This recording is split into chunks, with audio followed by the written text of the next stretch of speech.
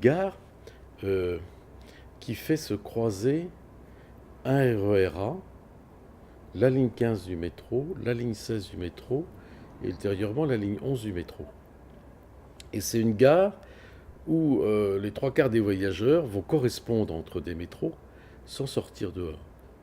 Et donc il y avait un enjeu qui était de faire en sorte que ces gens qui passent d'un métro à l'autre voient quand même Noisy-et-Champs. Et donc il fallait que la ville descende dans la gare, au moins par la vue.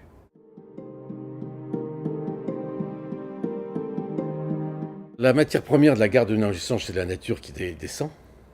Et puis, pour tenir les terres, il y a des structures de béton qui sont traitées dans les parois presque comme des rocailles. On est dans cette référence à l'architecture pittoresque du XVIIIe, réinterprétée en notre siècle. Et donc, on voit la nature et des rocailles. Et puis, tout en haut, il y a l'emblème de cette gare, si je puis dire, dans le quartier, qui est le hall.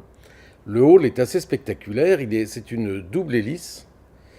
Il y a une hélice qui part de la ville de Champs et qui monte en haut, et une hélice qui part de la ville de Noisy et qui monte en haut. Les deux se rejoignent.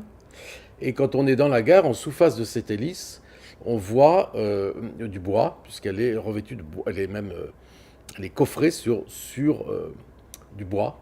Et on voit ces deux hélices de bois qui descendent. Voilà, donc on est entre le béton et le bois là-haut. Et puis c'est tout. C'est tout simple.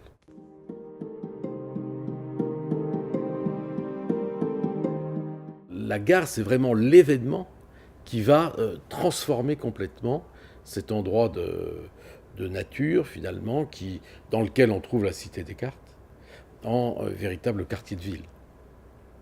Et donc la gare eh bien, s'ouvre largement, aussi bien vers l'ouest que vers l'est, vers le nord que vers le sud. Elle est traversée par l'espace public, elle est en quelque sorte la place centrale du futur quartier.